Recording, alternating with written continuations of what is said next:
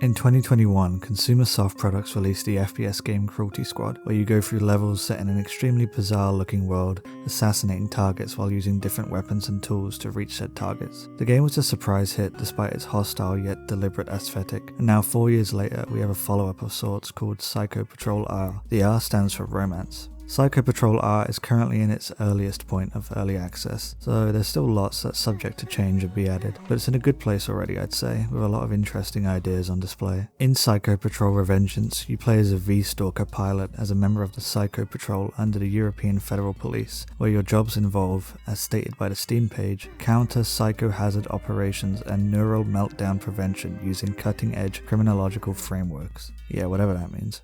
Psycho Patrol R is an immersive sim with RPG elements, quests, getting money for completing quests, leveling up skill points, and frequently talking to NPCs. The main questline involves investigating psychohazardous claims into sodium lauryl sulfate, and that it basically causes cancer in skincare products, which is a kind of funny premise for a main questline. I don't want to spend this whole review comparing this to Cruelty Squad, as they are different games at the end of the day, but there's obviously going to be a lot of similarities from that game, and things that are different that are worth mentioning for anyone interested in Psycho Patrol R as a fan of Cruelty Squad.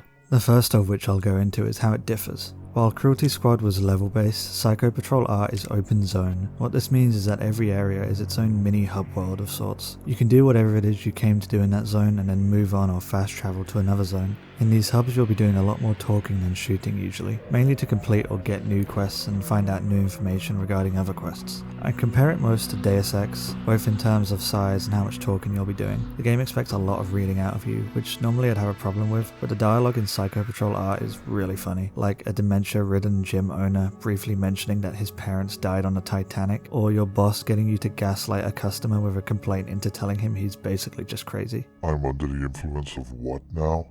Fuck you, fucking moron. You're no good. Get fucked, you shit for brains.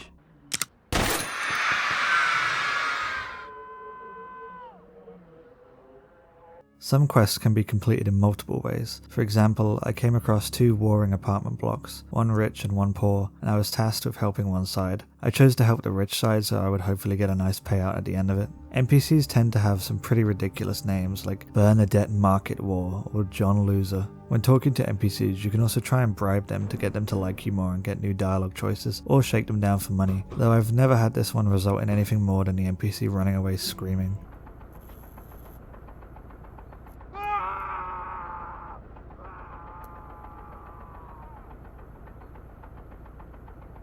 While talking to NPCs, they'll often make intense sounds like pained groaning equivalent to being constipated, which is sometimes distracting but really funny.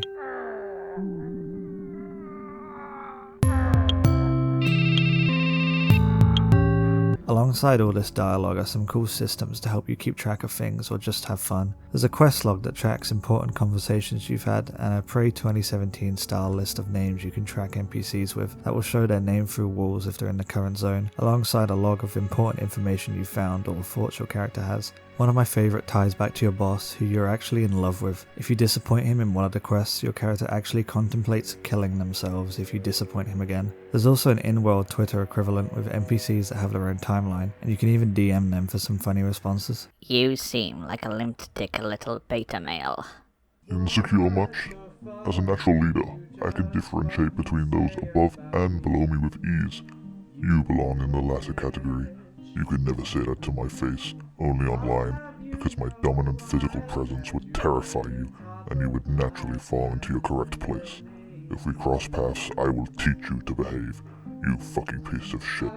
Kill yourself. When not talking to NPCs, you'll probably either be exploring or be in combat. The combat is quite similar to Cruelty Squad's. Enemies will usually die with a few well-placed shots, and the reloading is done in the same manner of dragging your mouse down, though it feels considerably smoother here. The shooting also feels a lot nicer, heads pop more satisfyingly and the gun sounds are just more pleasing. There's a dual wield feature, though I've never really used it since I don't want to sacrifice accuracy, as if you can't hit enemies in time, they will hit you, and it will hurt. Without good body armor, you will die extremely quickly in this game, and that'll probably happen a lot early game. If you die, you'll drop all your money currently on you where you died, and if you die again before you can pick it up, you'll lose it all. Though you can get around this by loading a save. You're recommended to invest in the stock market, which returns from Cruelty Squad, to prevent this, though it's much less exploitable. I'll come back to this later. There's mech combat, or as the game calls them, V-stalkers, which have their own quirks. The aiming has a lot of drifting on it, so there's a learning curve to it, and firing ammo costs money like an armoured core. There will be many times staying in your mech is a safer bet than being on foot, as most small arms fire deals no damage to your mech and will just ricochet off. You can boost around in your V-stalker too, and depending on the leg type, strafe while doing so, which can be really handy against some of the tougher and more accurate enemies. Your character can become fatigued over time, which will eventually result in you passing out. To bring your fatigue down, you can either sleep in beds, smoke cigarettes with a dedicated smoking key, nice, or consume various items in your inventory like sodas, espressos, or cocaine. What's funny is there's literally an anti-cocaine task force at your workplace. To deal with enemies, you have a decent number of weapons and tools, though way less tools than in Cruelty Squad currently, and less experimental than in that game. At HQ there's a garage where you can buy new gear and modify you and your mech's loadout. For instance, you could swap out some of your mech's guns for a weapon that fires cheaper ammunition, and swap the armor for a heavier but more protected piece. You might also want to swap your on-foot weapons, as the heavier a weapon is, the slower you will move, and you can end up being really slow. You can also carry 2 tools on your person. You get a flashlight by default as one of them, but the most interesting tool you can buy is a hacking kit. The hacking is pretty unique, and I've never seen it done like this before. You get an IP address box and a list of currently available devices in the area, from which you type in the number associated with that device, and then have to sort through a list of characters until you come across an actual word that can be inputted as the password. One of my favourite uses of this is hacking the vending machines in HQ to set the prices of the stock to 0, then purchasing all the contents for free and selling it back to my boss for some quick cash. Weapons and mech parts can also be found out in the world. There's still the 2 weapon limit from Cruelty Squad, but any weapon you pick up is permanently added to your inventory back at base, so you can swap them out as you please. For tools, there's really only a handful so far, or at least that I've seen. The Hackman is one of them, and another is a rappel, which is useful but less exploitable than the Appendix, thankfully. You can just about pull yourself up onto surfaces and higher with enough trial and error, but you can't swing around like a madman as you could with the Appendix. Weirdly though, this is an equipable inventory item and not something you load onto your character's tool belt, which I think should be changed, because as it is now, it's too useful to swap off of that often, which means your other inventory tools will probably go more underused. Another tool of sorts is darkness actually. There's a day and night cycle, and during the night you're a lot less visible than you would be in the day, so that's yet another layer of letting you get the drop on enemies. Since this has RPG mechanics, there's also classes and a leveling system. I've only tried one class so far, and the leveling system has been a bit hard for me to figure out. The first 2 stats are explained with descriptions for them, those being Vitality, which increases health, and Strength, which lets you lift heavier objects and reduce recoil. Then you have Perception, Speed, Agility, Bioenergy, Luck, and Lack, none of which are explained.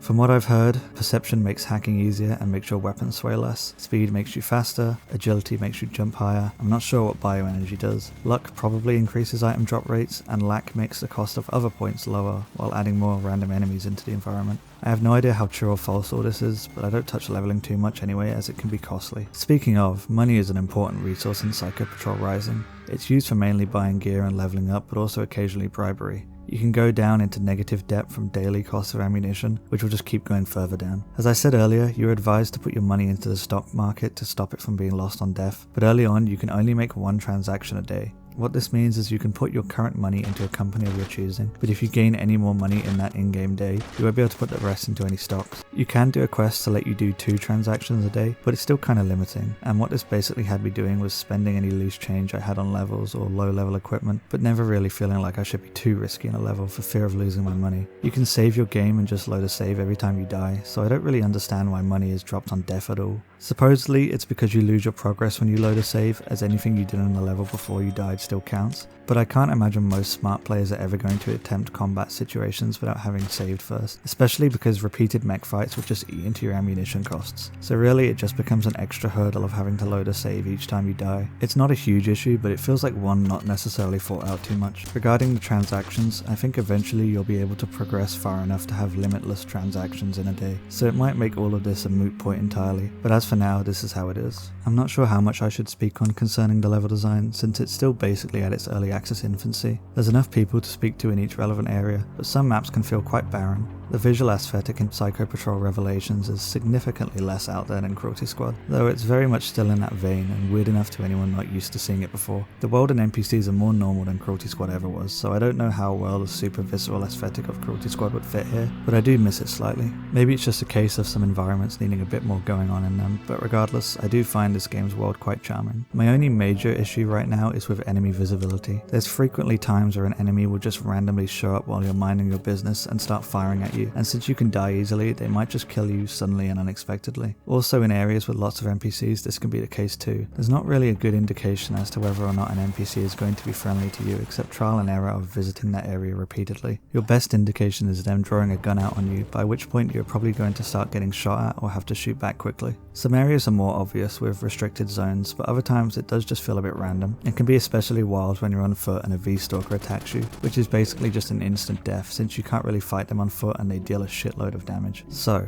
is Psycho Patrol Resurrections worth your money? Well, right now it's at a pretty steep price of £30, but I've had a lot of fun with it. I hope the level design gets a bit more intricate like Cruelty Squad down the road, but the systems on offer here are really fun, and there's actually quite a good number of quests and locations in the game already. As of writing, I haven't even found all of them, so that's good news for me. I'd say if you liked Cruelty Squad and are open to something a lot more in-depth and far more dialogue focused, then go for it. The developer said it's only going to get more complex from here, and that just excites me more. I think what's here already is great and really will just get better with time, so I have no trouble recommending it if you can look past the price tag. Right, I'm gonna get back to stealing my workplace's documents and then selling them back to my own boss.